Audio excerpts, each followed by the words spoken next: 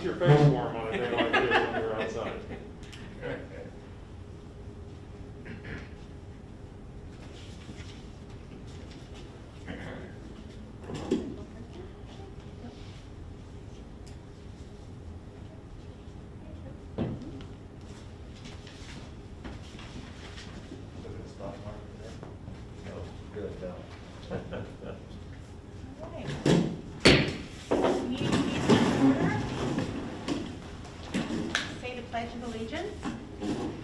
I pledge allegiance to the flag of the United States of America and to the republic for which it stands, one nation, under God, indivisible, with liberty and justice for all.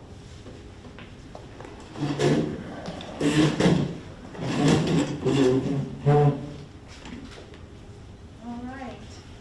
I believe we have one person for public input, Leslie Manning. There she is. Okay.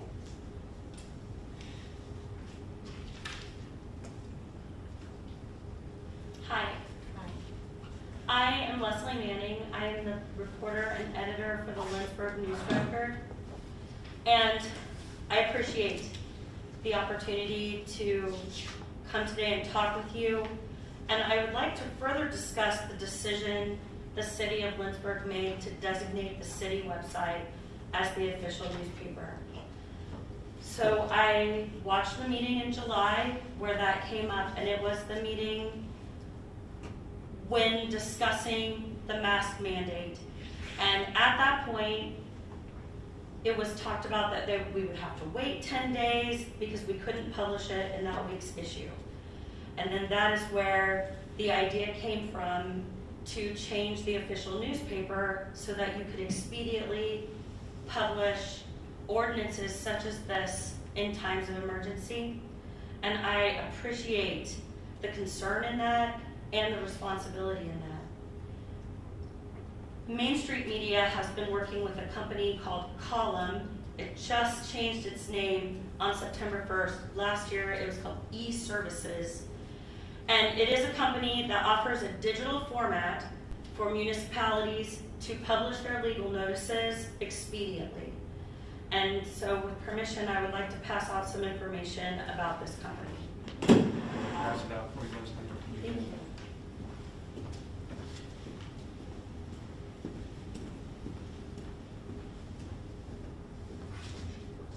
Yes.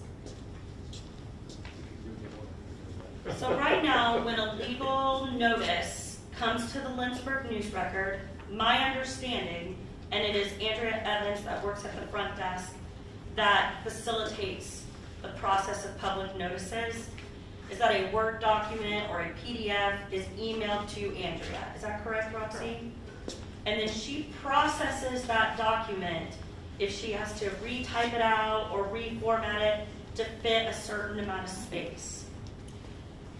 Then, and we try our hardest to make that text as small as possible to fit the smallest amount of space, and are good stewards of what we know is a taxpayer dollar.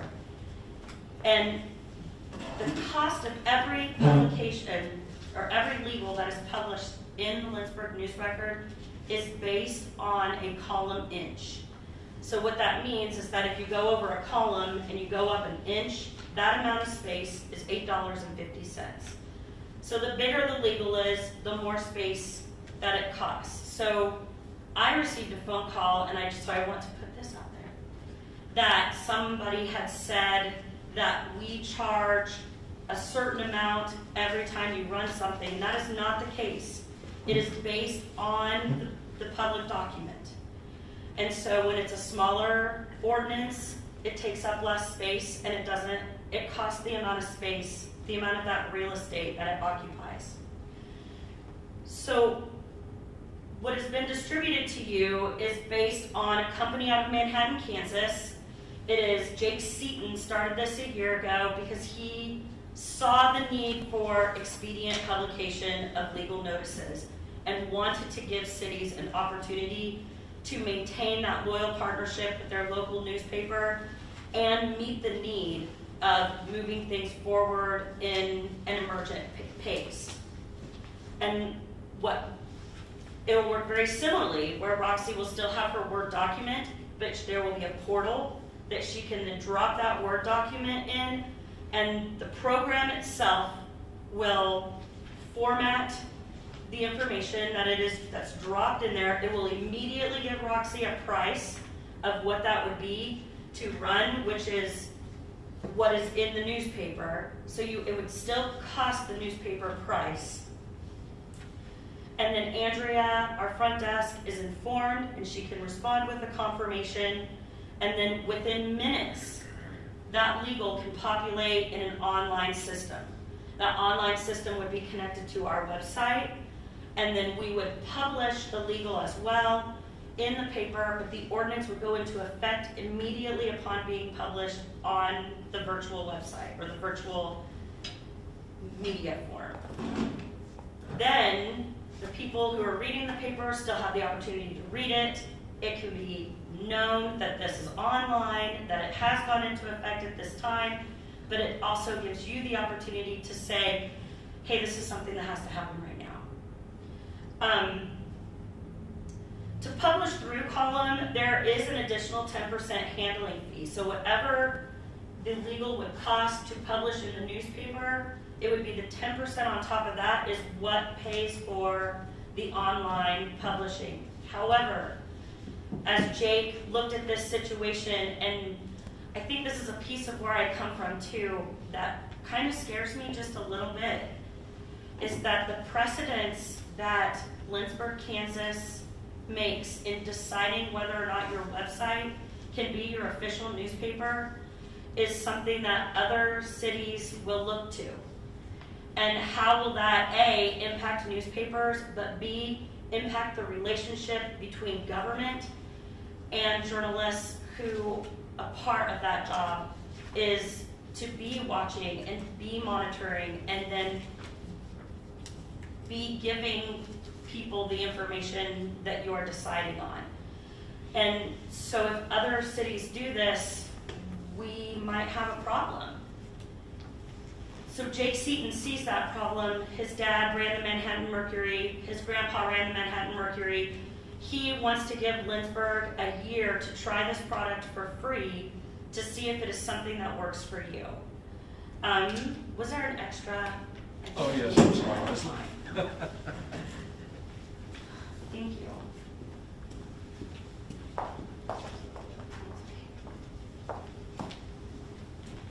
So the first page shows the steps. It's very similar to what I described. You would select our newspaper. It would automatically draft format, schedule, price, and proof the notice. It would submit for publication, and you would receive automated status updates. You can pay online with just a few clicks, and like I said, Column would like to offer you this product for a year to try out to see if it's something that would work for you and maintain that relationship with your local newspaper.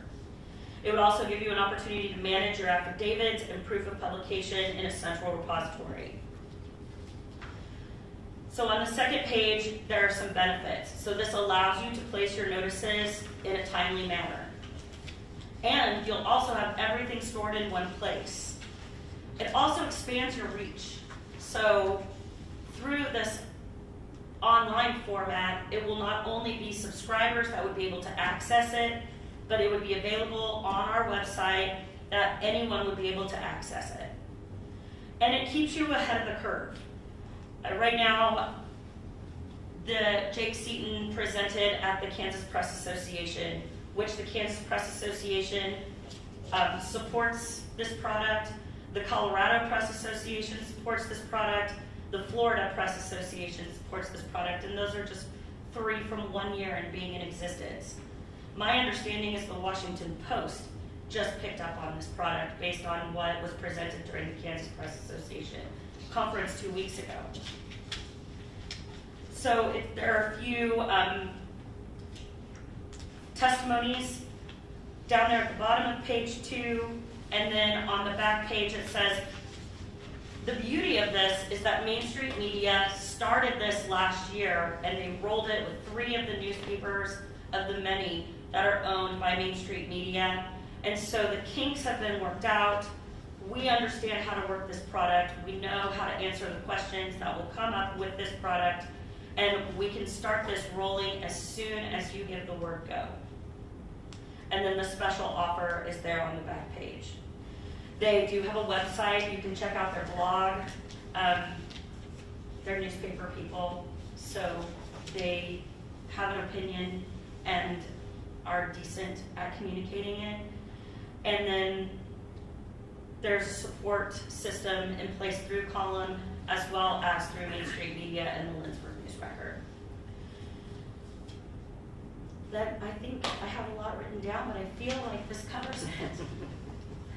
Again, I really appreciate you listening, and I think even more than being here tonight and being able to talk to you, I really appreciate being a part of the Lindsborg community.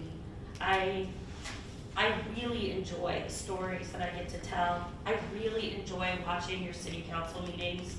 I like what's happening in Lindsborg, and I'm really proud to be raised in this bright spot under the sun.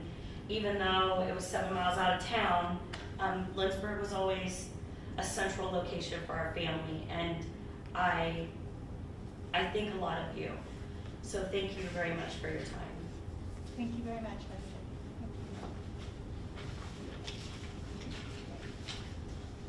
All right. Are there any amendments to the agenda? No amendments. No amendments. Mayor's report. All right. School for USD 400 has begun, as we all know, and the great challenges that are presented to our teachers, administrators, students, and staff. I hope that all of Lindsborg is doing all that we can to support the efforts of many, many people. This is such a difficult time. And so, again, I would say wear your masks, social distance, wash your hands, and help to protect our kids and our teachers. Also to President Mock and Bethany College, the same message to them. We know how difficult this is for everyone to do this, and so be kind to all these people and know the pressure that's on them. I also want to recognize the new Bethany Villages. For those of you that maybe have not seen this, this is the new name for Bethany Home. Chris Erickson, the administrator there, did a video.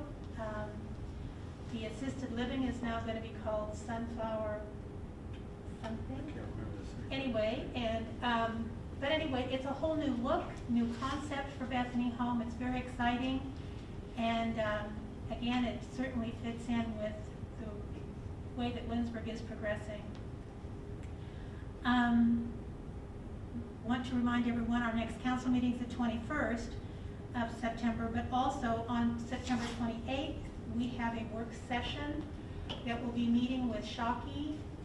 Is that Luca's going to be in here, or? It will be in here, yes. It'll be in here, all right. 6:30 p.m. Correct. Okay, and that is the beginning of the comprehensive plan input that this council will have with Shockey. And so it's a new beginning for that, and that's exciting to know that we're starting down that road.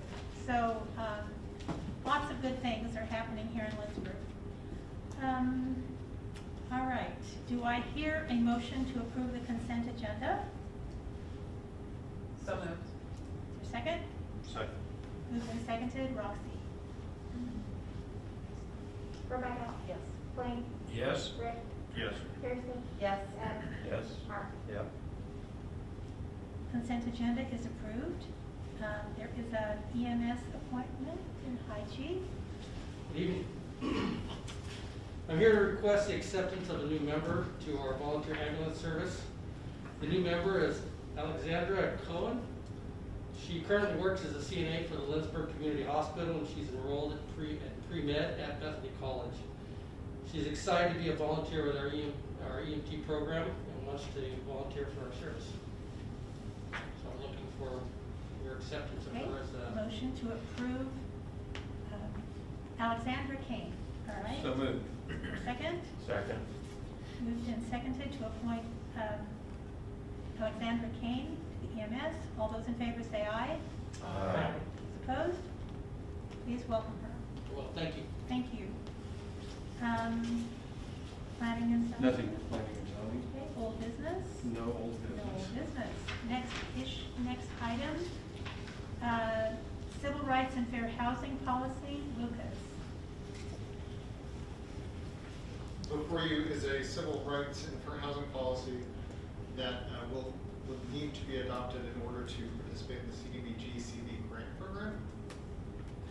And it does align very closely with current practice and policy in the city, but we don't have it collected in one place in order to conform to the expectations of the program. All right. Do you want to make anything up, or do you need to just read what's here and then go on? I guess I'm looking for a motion to adopt the policy. To adopt this, so nothing is out of line from current policy here. No. All right, do I hear a motion to approve this? So moved. Second? Second. All those in favor say aye. Or, I'm sorry, is there any discussion? Hearing none. All those in favor say aye. Aye. Those opposed? Policy is adopted. Thank you. Thank you. Ordinance 5253, water rate adjustment. You have an ordinance in front of you which amends the city fee schedule. And it's approximately a 15% rate increase. The current base rate is $12 for up to 2,000 gallons of water, and then 0.003 cents per gallon above 2,001 and above. This ordinance would amend that to $13 base fee for the first 2,000 or up to 2,000 gallons, and then 2,000 gallons, 2,001 gallons and above would be 0.0043. This rate would apply to residential, business, commercial, and industrial customers. This is necessitated due to the water utility finishing 2019 in the red. Currently, it is operating 57. Through the end of July, it was operating $57,000 in the red. This would generate, and let me get to it here, an additional revenue on an annual basis.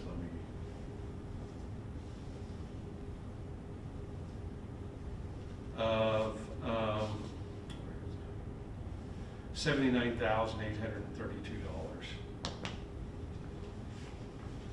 Moving us out of red. Correct. Anything else you'd like to do? We request a motion to approve it. Oh, yes, I'm sorry, I'm glad you said that. This would actually become effective with the utility bills or the November utility bills or the November consumption. It would actually be billed the first time on the December utility bill, since we bill in arrears, if that makes sense. Okay. So we're needing a motion to approve ordinance number 5253. Do I hear a motion? Motion to approve. Second? Second. Is there any discussion? If we may add one other thing. A companion, not necessarily to this, on the electric side, we've had a power cost adjustment in place under our new contracts. Our costs are going down. Our power cost adjustment at one time was 1.5 cents additional per kilowatt hour. Effective with the bills that are going out this month, the power cost adjustment will be 0. Matt? Okay. So when people ask you, how come my electric is so much less? Now you know. So, all right. Any other discussion here? Why is the water utility at such a loss? How did it get there? Well, it's operated, I mean, in the red, when we've had, the philosophy historically has been to just change it every few years. And it's operated enough in the black that we were able to spend into the red without causing harm to the water utility. When we presented during the budget work session, we talked about the philosophy of, do we want to have a larger incremental increase and not increase for another 4 or 5 years, or do we want to look at more incremental increases on an annual basis? So while this is about a 15% increase, we looked at during the budgeting process up to a 48% increase. The decision was made, or not the decision, the direction was given to look at smaller annual increases, and this is the first step in that process. Okay.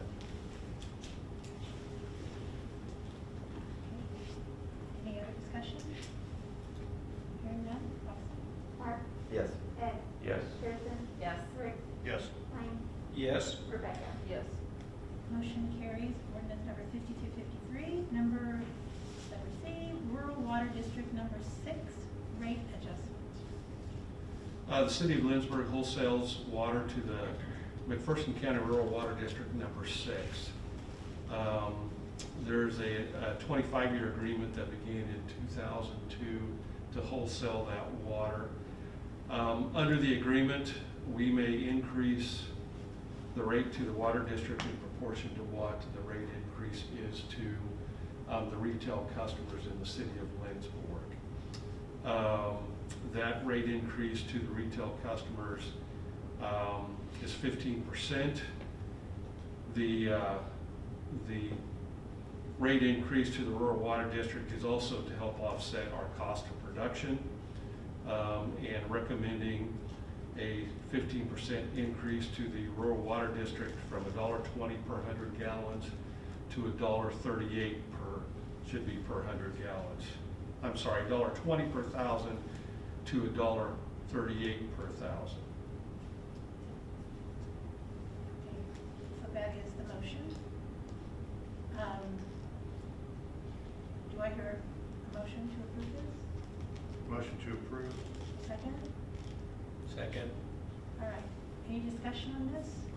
So the annual increase according to this to the rural water district is $2,574.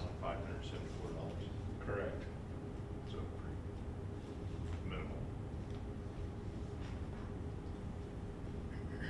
Any other discussion?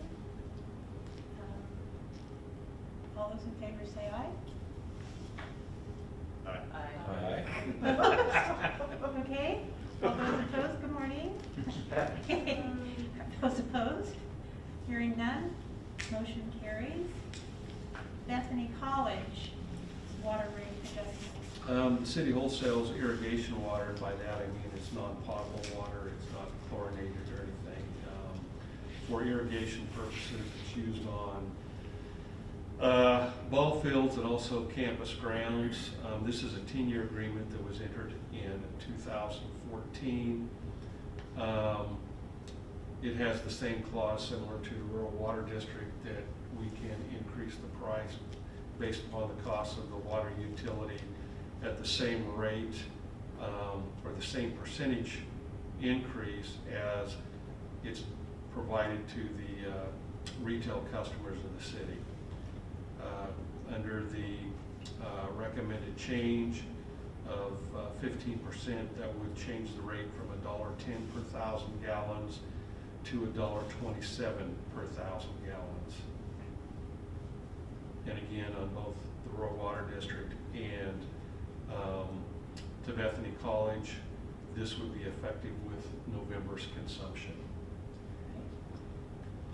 So the motion to approve the irrigation water increase for Bethany College, do I hear a motion? So moved. Is there a second? Second. Any discussion? Hearing none, all those in favor say aye. Aye. Opposed? Motion carries. Next item is Stockholm Estates Construction Inspection Services. Hi, Chris. Good evening. When we started looking at putting the project together for Stockholm Estates, we wanted to look at also including a company to do the inspection for those. I did not feel like I was the qualified person to do the inspections of all that. There's a lot going on out there, and I think somebody that has that experience needs to have oversight. Also gives protection to the developers and the city to have a third party in there overseeing those. So we thought it would be best if we could find somebody local that either works for or is an inspector or an engineer to possibly save some travel expenses in there as a way of trying to save some money on the inspection services. So contacted a couple of the different companies that had either engineers or inspectors that lived in town and met with them and discussed what we would like to do and went over what we would want to see done through the inspection. And they put together a couple proposals. One was from Kirk and Michael. The other was from Earl's Inspection or Engineering Inspection. And Earl's came back significantly less. I think the main reason is that's an inspector that they have listed to do the work. And so I think that would work out really well for the city and the Stockholm development. So we're looking for a motion to approve the inspection services provided by Earl's Engineering and Inspection for the construction oversight of Stockholm Estates Phase 1 infrastructure construction in the amount not to exceed $39,500. All right. Do I hear a motion to approve this? Motion to approve. All right, second? Second. Okay, moved and seconded to approve Earl's. Jeff Mills is actually here this evening. He is a representative from Earl's Engineering, so. I appreciate you guys taking the time to have a proposal from us. I brought along a couple of business development books from Earl's Engineering. Pete Earls actually started his company here in town a little over 20-some years ago. We've just recently opened an office in McPherson too, so I will leave these with you guys to disperse amongst yourselves, look at. If there's anything else that Earl's Engineering can help you guys with, we'd be more than happy to. Like Chris said, we have an inspector, Brad Mahoney, lives here in town, so, and I currently live in Salina, but I'll be commuting to McPherson to the new office eventually, so I'll be continuing traveling through here quite often too, so if there's anything else that we can do to help, we, full service engineering company, wastewater, water lines, sewer lines, inspection work. We do surveying too, so by all means, if you guys have anything that we can help you with, Chris, we'd be more than happy to. So appreciate you guys' time this evening. Thank you. Thank you. Any comments, discussion? Hearing none? Lexi? Ed, Yes. Mark, Yep. Rebecca. Yes. Blaine. Yes. Rick. Yes. Kirsten. Yes. Motion. Thank you. Motion carries. Agenda preparation policy, resolution number 07-20. This resolution adopts City Council agenda preparation policy. The policy puts in a written form the practices and procedures that are currently followed in the development of the agenda and the council packet. It also provides some definitions on different meeting types, lays out the agenda order, also provides roles and responsibilities for staff, council, provides some guidance on how public agenda or public requests for agenda items go onto the agenda. It also incorporates much of what's already outlined in the city code into this policy. So The idea behind it is so that there's an efficient preparation procedure and also greater transparency. Problem with unwritten policies and procedures is that those that are involved in the middle of it know it. Those that are not fully aware of what's involved. And so this would help increase transparency on that process.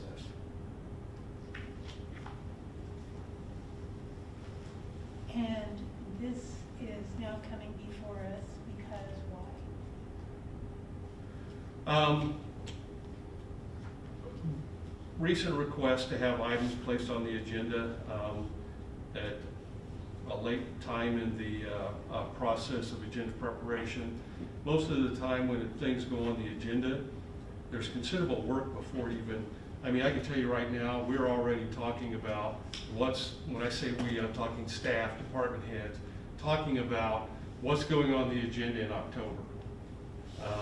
That's how far out we plan, and part of that reason of doing so is that we can vet it and have the information together so that when it comes before you, it has the background research done behind it, so that it has solid information so that you can make a reasoned decision based upon best available information.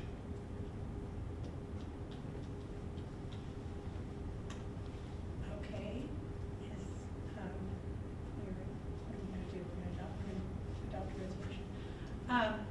Do I hear a motion to approve this, and then we'll do some more discussion? Mayor, I'll make a motion to approve resolution number 07-20. Second? Second. All right. Moved and seconded. Any discussion? I've got a question just so I understand the application. Under the mayor city council, a governing body member may request an item to be considered on a future agenda, and then it talks at least 8 working days prior to the meeting.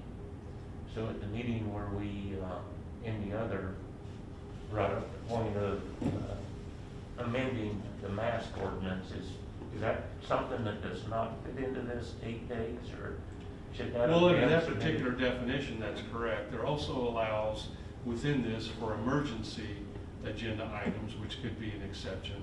I will say from a personal perspective, to amend an ordinance in the middle of a meeting without a full consideration and discussion prior to and background, and I'm not speaking specifically to the mask ordinance, I'm talking about any ordinance, is not really a great policy making process. But it doesn't totally preclude it. I mean, there is that exception in there for emergency items.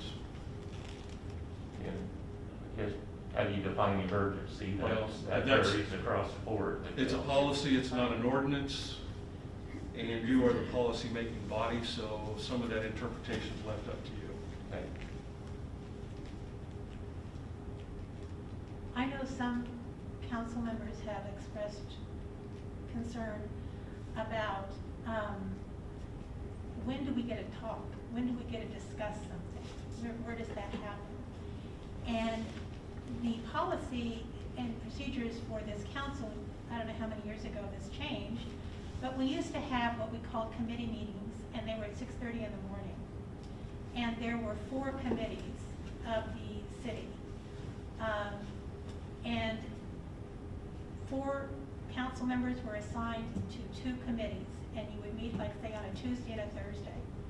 There was more in-depth discussion during that time.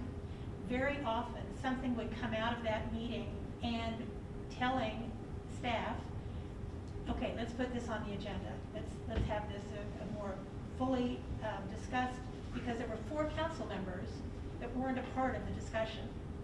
Well, eventually it has morphed into what we are doing now. So, and that's one of the things that's why we're having study sessions, but you can't study everything. And so it's, that's what we're doing now, is we are not having those kinds of opportunities. And on one regard, I think we lose, because a lot of good conversation happened with department heads, hearing directly from council members what they are thinking about whatever the situation is, so. But I don't think we're here to discuss that, so. I think part of the discussion too, when we changed from that format, was the redundancy of a lot of that, because staff had two more meetings that they had to attend, 2 more meetings they had to prepare for. And invariably, if I was on these 2 committees, I would have a question about what the other 2 committees discussed.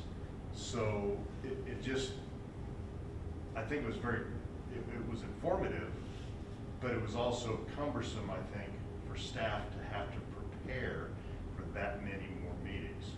I'm an early morning person, 6:30 meetings didn't bother me whatsoever, but I was probably out of the norm of most people.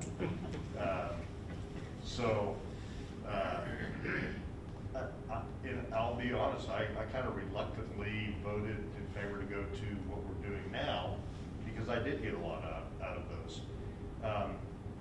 Having said that, I'm not sure I'd want to go back to them, because it was more time on everybody's part to have to do that. So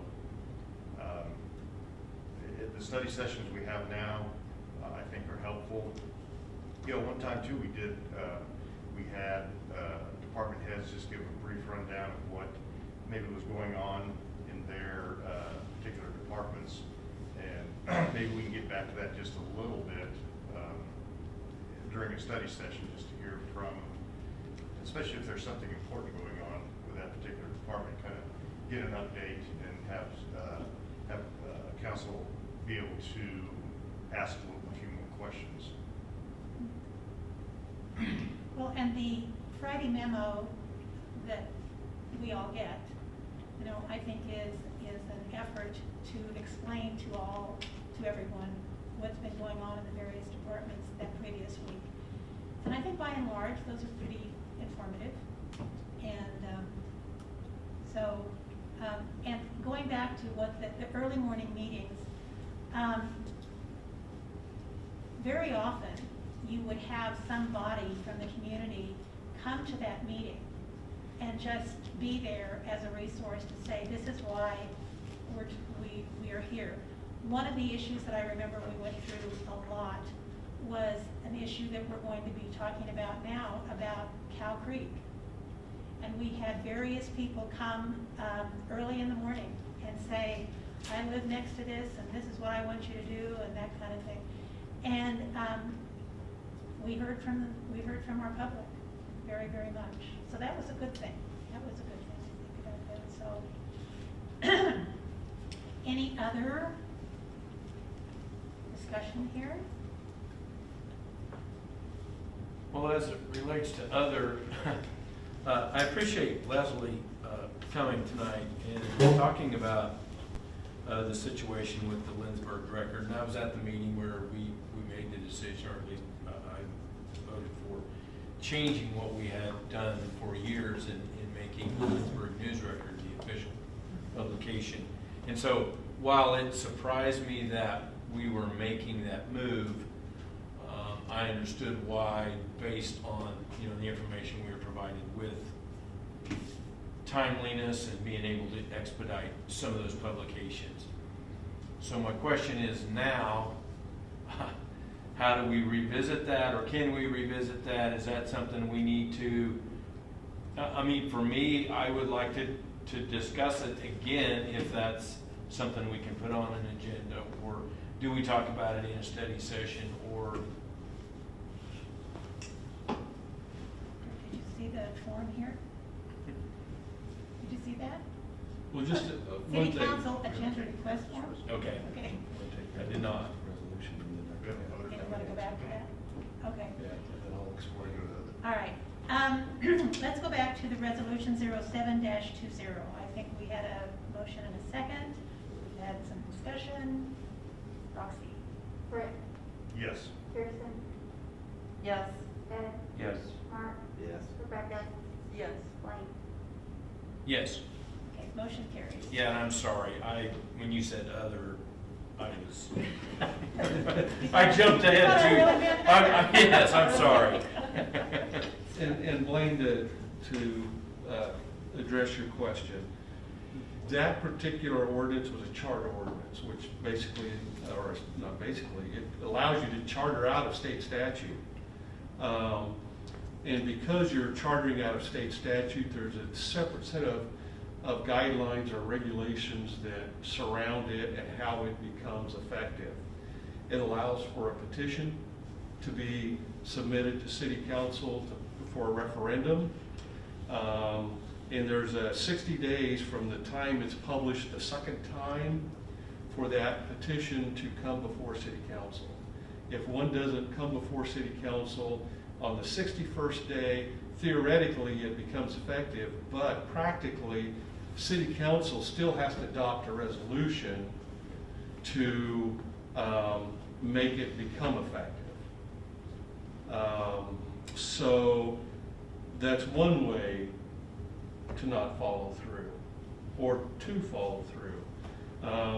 And Bill, I don't know if once it's been adopted, can city council then make the decision to rescind that particular? Yes, you don't have to go through the same cumbersome process to rescind it. And then it's just a matter of requesting that an ordinance be drafted rescinding, I think it was Charter Ordinance 23. Correct.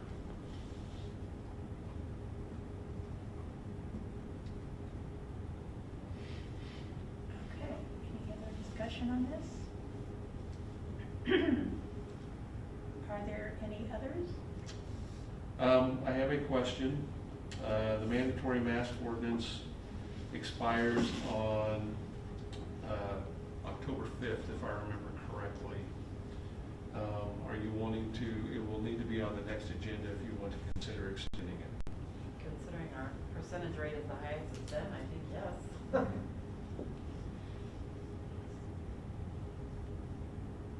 Is that a consensus of the group?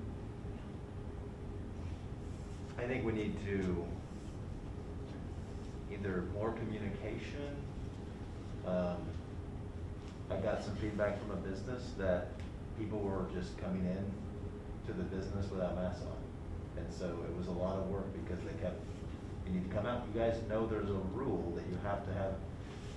I even heard one person say, well, it's not the law.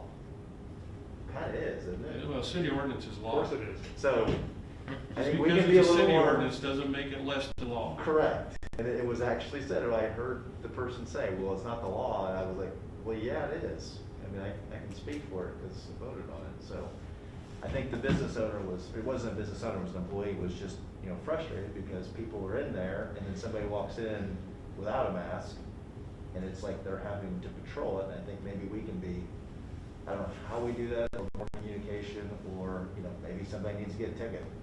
Well, I can tell you that Chief has been very active recently, visiting businesses, some that have a high frequency of visitors that don't wear masks. Some of those businesses aren't even requiring their employees to wear masks. I did hear that. And so he is in the process of visiting those.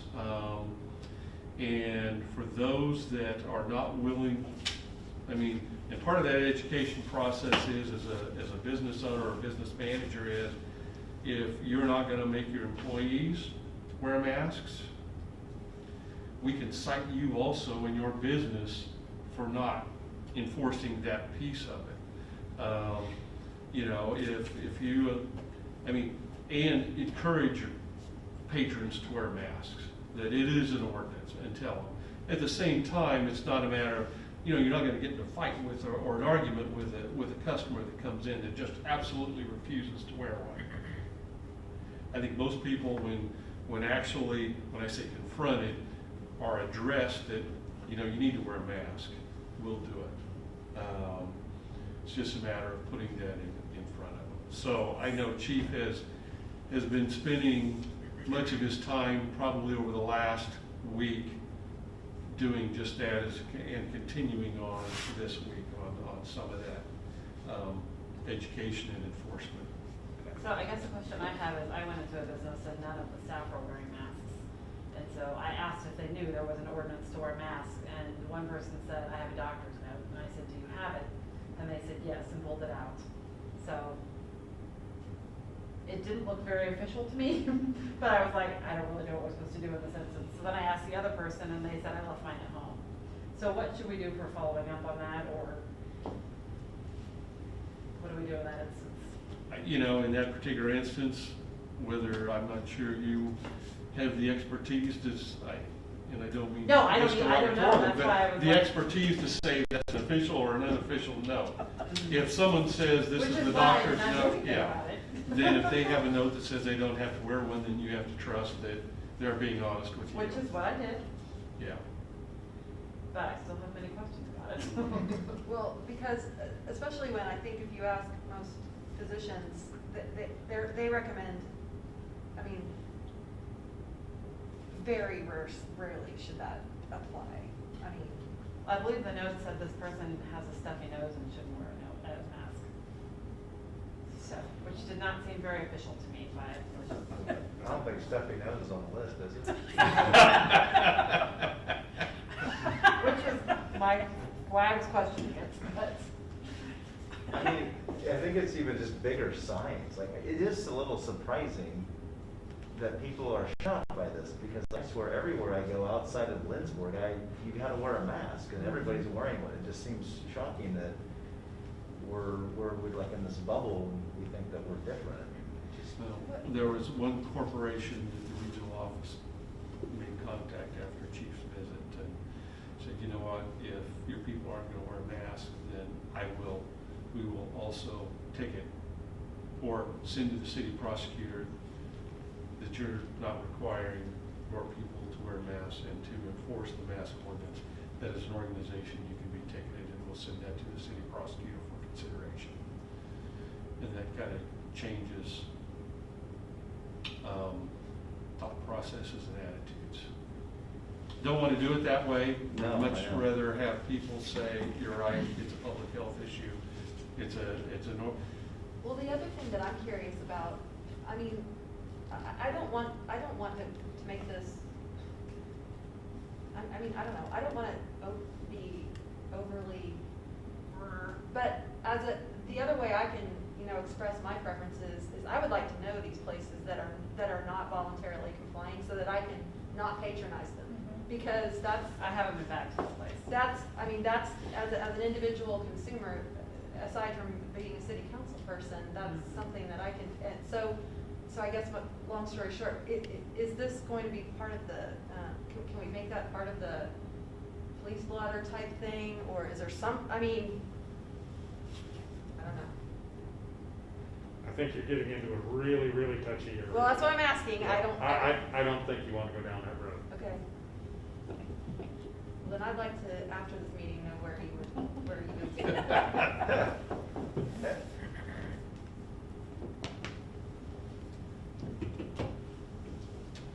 and I do not have anything else, Mayor. Okay. So you're gonna add that to the agenda, right? Or does that? The mandatory mask? Yes. Yes. Okay. All right. Any others? And none, do I have a motion to adjourn? So moved. Second? Second. All those in favor say aye. Aye. Thank you, everyone.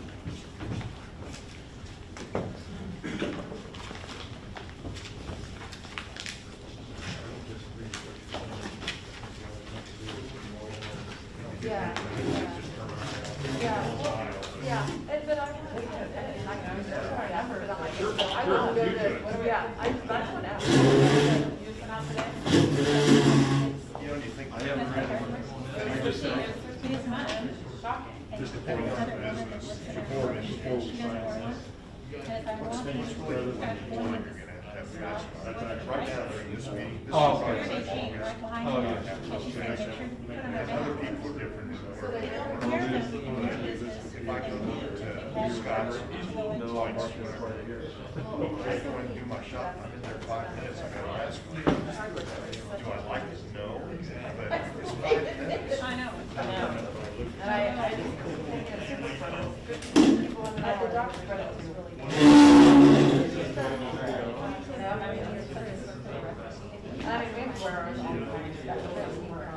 do I turn it off? Somebody's listening to the assistant city administrator who doesn't know how to work the camera. To my audience.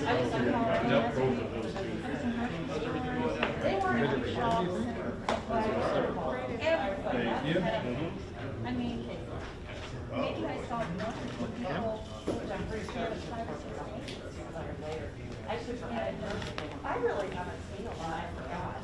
And I went in and I was like, I didn't feel like I had motivation. Just completely out. I was right over there.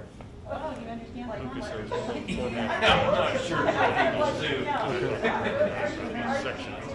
There's a full parentheses, just to match up with the format for us to actually type in section.